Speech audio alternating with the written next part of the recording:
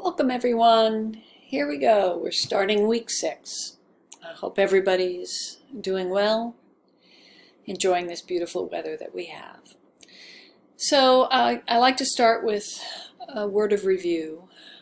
We're now getting into the meat of our class, the estimates, what's required on the estimates, how do we find the information that we need. And there's always a little bit of confusion about the original estimate. The original estimate is where we start.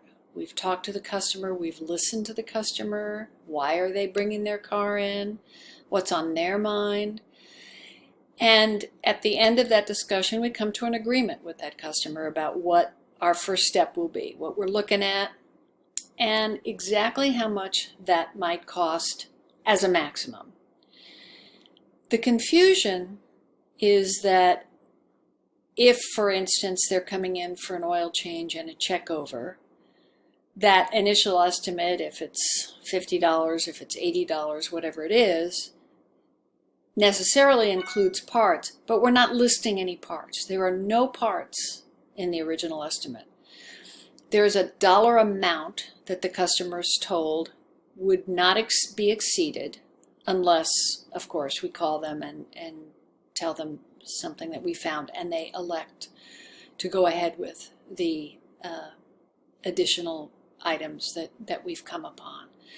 But the original estimate is car information, all the details of what the car is, a date, an odometer reading, a license plate, and it's also all the shop information, the license number of the shop, the name, the address, the phone number. So business information, customer information, how to get a hold of the customer, car information, and then a brief description of why they're there. Customer requests a brake inspection. Customer hears a noise at 50 miles an hour when turning left. Diagnose and inspect.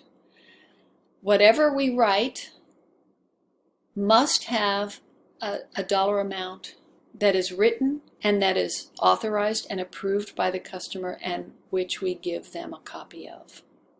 If we can, in person, if not electronically. So that's an original estimate, which then becomes a revised estimate and eventually becomes the final invoice.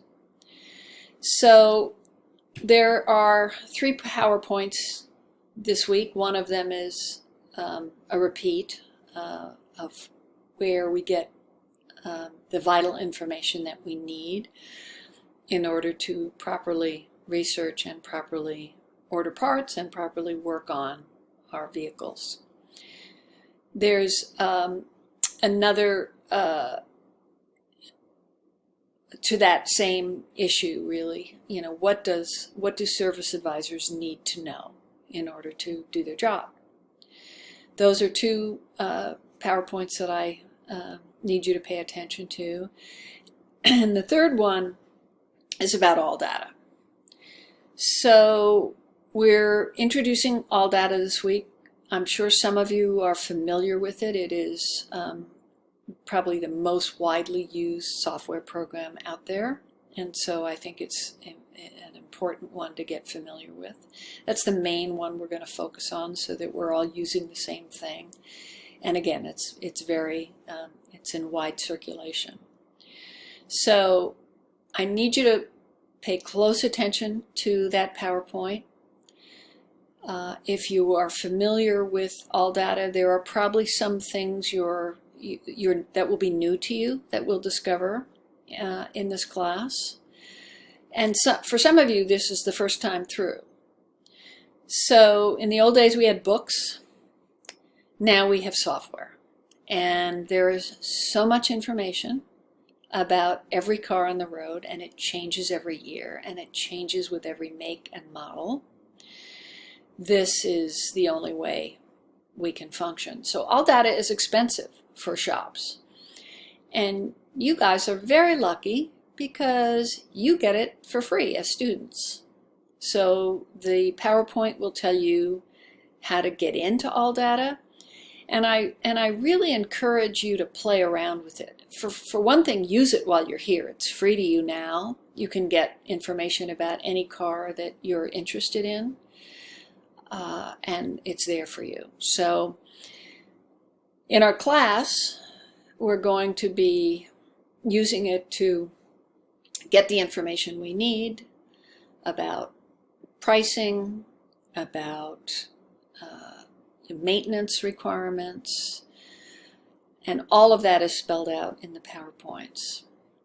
The discussion this week, which I really urge you to get involved in early for two reasons. One is you can read what others are saying. I'm trying to respond to everyone. You guys are saying some really good things, and I like to respond to those good things. So I'm going to be giving you feedback, but only if it comes in early. And then it's an opportunity for you to think about some things perhaps differently that other of your classmates are suggesting, but also will help you, the ideas that this will help you grow as service advisor, as your knowledge of service advisors increases, and will help you with the assignments. So the discussion this week is a situation. We've learned about how to listen to people and how to respond to them, and we're going to continue on with that. So get involved with the discussion early, please. The first assignment is one where you're being asked to provide the vehicle data just as if you were working on a car. And you can choose any two vehicles from anywhere, your own, the shop, wherever you are. And you'll need to provide all of the data on two cars of your choice. The second assignment this week is using ALLDATA. And now we're in a situation where I'm needing correct answers. If I ask you to research the price for a lower control arm on a vehicle, I need that number to be correct. I need you to look up the correct number, because if you were a service advisor and you got it wrong for some reason, either the shop or the customer is going to suffer as a result of that. So now we're looking for correct answers. So remember that you can resubmit your assignments if you look at them, if you see the score you've given and it isn't a perfect 10, and you want a perfect 10, go back, read my comments, and you can resubmit up to the latest that you can submit, which is always Sunday night. So I'm hoping that you read comments. I'm hoping that you read announcements. I did post an announcement that asked if students were checking the comments that I make on your assignments, which are designed to give you feedback about what you've said. And I asked you to respond if you had, in fact, read comments, and I believe only 2 of you did that. So that makes me think nobody's looking at your assignments after you turn them in, which is not helping you. So please check the comments that I make, I would say in every case, on your assignments that are submitted. The last thing this week is quiz number 2, which is due by Sunday night as well. You get two chances on quiz number 2, so read carefully, take your time. And as always, I'm available if you're struggling with ALLDATA. I would start with looking at the PowerPoint more than once if you need to, if you're struggling. And otherwise, get in touch with me and we will work out whatever issues you have. Have a great week. See you next week.